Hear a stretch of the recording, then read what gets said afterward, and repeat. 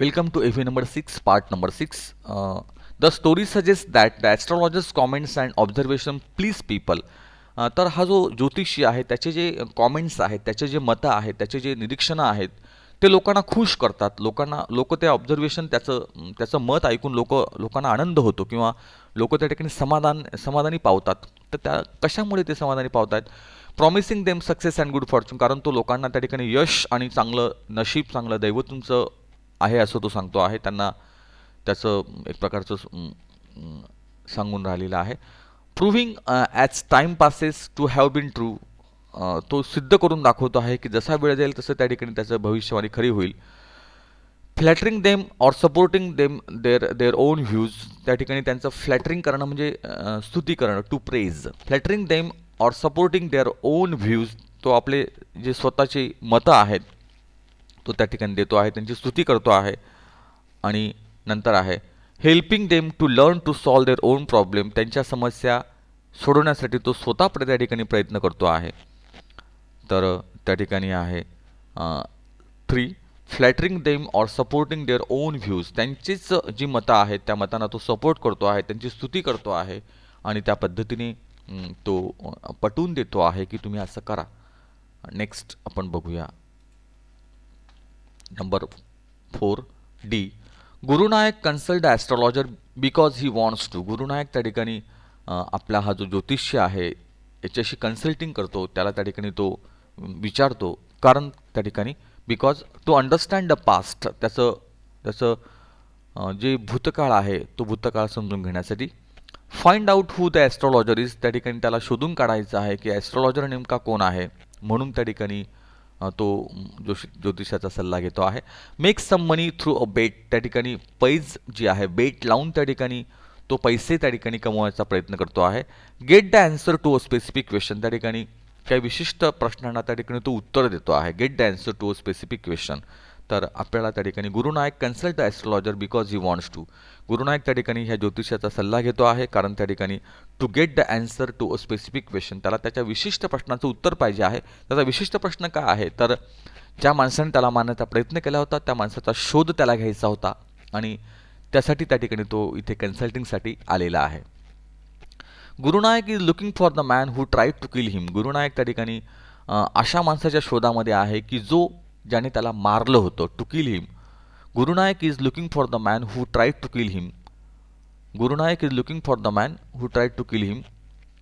गुरुनायक त्या माणसाच्या शोधात आहे की ज्याने त्याला मारण्याचा प्रयत्न केला होता, कारण टू टेक रिव्हेंज, त्याला बदला घ्यायचा होता. रिव्हेंज म्हणजे बदला. टू गेट अन ॲपॉलॉजी, त्याला त्याची माफी मागायची होती. ॲपॉलॉजी म्हणजे माफी मागणे. टू डिमांड अन एक्सप्लेनेशन, त्याला स्पष्टीकरण विचारायचं होतं. एक्सप्लेनेशनचा अर्थ स्पष्टीकरण. आणि to prove that the man was unsuccessful, आणि त्याला सिद्ध करून दाखवायचं होतं की तो मनुष्य अयशस्वी आहे. तर ईचा जो आपला आहे तर त्याला बदला घ्यायचा होता, to take revenge. Gurunayak is looking for the man who tried to kill him. ज्या माणसाने त्याला मारायचा प्रयत्न केला होता त्याला तो शोधत होता कारण त्याला त्याचा बदला घ्यायचा होता, to take revenge. Number 1 F. The astrologer's remark makes Gurunayak feel all of the following except. The astrologer's remark makes Gurunayak feel all of the following except. त्या ॲस्ट्रॉलॉजरने जे काही सांगितलं त्यामुळे गुरुनायक त्या ठिकाणी feel all of the following, त्याला ह्या सगळ्या गोष्टी घडल्या, फक्त त्याला हे घडलं नाही. रिलीव्ड, त्याला हायसं वाटलं. सस्पिशियस, त्या ठिकाणी त्याला संशय वाटला. इम्प्रेस, तो प्रभावित झाला. डिसअपॉइंटेड, तो निराश झाला. तर त्या ठिकाणी कोणता पर्याय त्या ठिकाणी योग्य आहे? एफ त्या ठिकाणी आहे suspicious. The astrologer's remark makes Gurunayak feel all of the following except suspicious. तर त्याला कुठली म्हणजे त्याला हायसं वाटलं, तो प्रभावित झाला, थोडं नैराश्य वाटलं, पण तो सस्पिशियस नव्हता, त्याला साशंकता त्याच्या मनामध्ये नव्हती आपल्या ज्योतिषाबद्दल. तर सेकंड पर्याय जो आहे number next G. Reactions of the astrologer's wife to his news suggest that. तर पत्नीची जी प्रतिक्रिया आहे आपल्या ज्योतिषाच्या पत्नीची त्या बातमीबद्दल, ती प्रतिक्रिया ती काय? She was unaware of his past. तिला त्या आपल्या नवऱ्याच्या गतकाळाची कुठलीही कल्पना नव्हती. She was unaware of his past. Has been worried about his safety, ती चिंता करत होती आपल्या नवऱ्याच्या त्या सुरक्षेची. Has known him since he was young, तो तरुण असतानापासून ती त्याला ओळखत होती आपल्या नवऱ्याला. And number 4, she is concern about her future with him, ती आपल्या भविष्याबद्दल, त्याच्यासोबतच्या भविष्याबद्दल तिला काळजी होती. तर नंबर 1 जे आहे, she was unaware of his past, तिला आपल्या नवऱ्याच्या भूतकाळाबद्दल काहीही कल्पना नव्हती.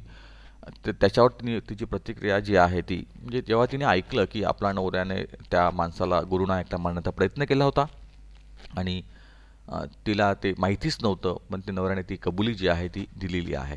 पुढे आपण जाऊया. Next, read the following sentences and find out true and false sentences, correct the false statement. त्या ठिकाणी आपल्याला ट्रू आणि फॉल्स स्टेटमेंट्स ओळखायचं आहे. जर वाक्य फॉल्स असेल तर करेक्ट करायचं आहे.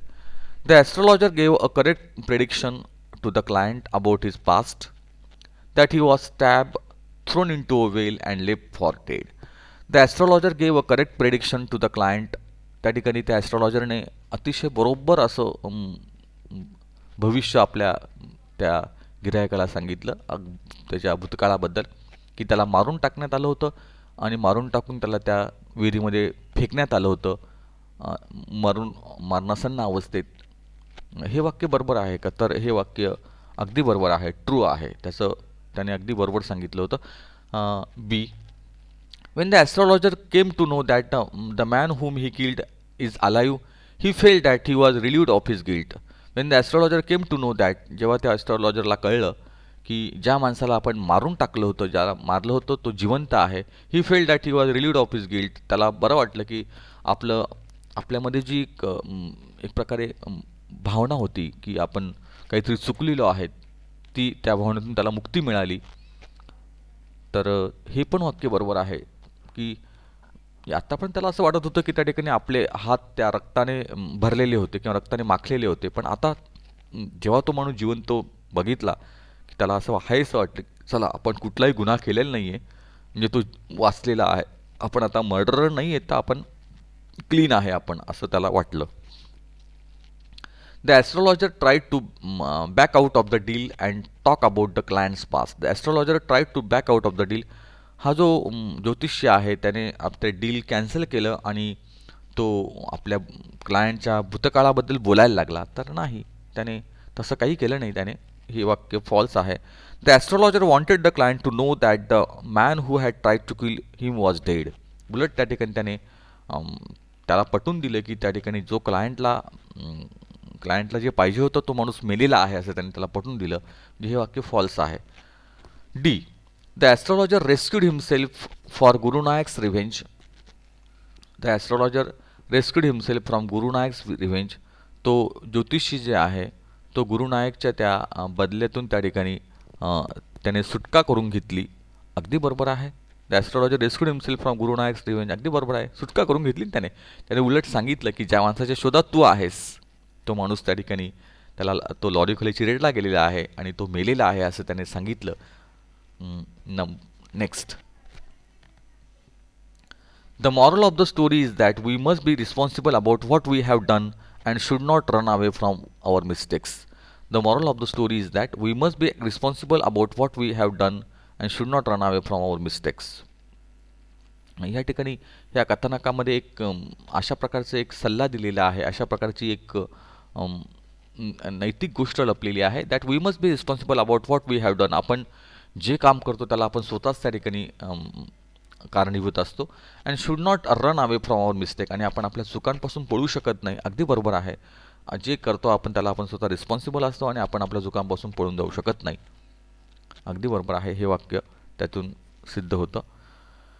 Next, the astrologer has change his appearance and his persona when he arrived in the city, give specific reason. हा जो ॲस्ट्रॉलॉजर आहे याने आपला ॲपिरन्स जो आहे, आपलं दिसणं जे आहे, आपला लुक जो आहे तो त्याने पूर्णतः बदलला. आपले व्यक्तिमत्व त्याने बदललं. जेव्हा तो ह्या शहरामध्ये आला, ह्या गावामध्ये आला, त्याला कारण काय होतं? Give specific reason. तर त्याला कारण नेमकं कोणतं कारण होतं की त्या ठिकाणी ह्या ज्योतिषाने स्वतःला पूर्णतः बदलून टाकलं, त्याने आपलं व्यक्तिमत्व बदलून टाकलं, असं कोणतं कारण होतं? The astrologer never plan to take astrology as is profession. त्याने कधी असा विचार केला नव्हता की हा व्यवसाय आपण करू.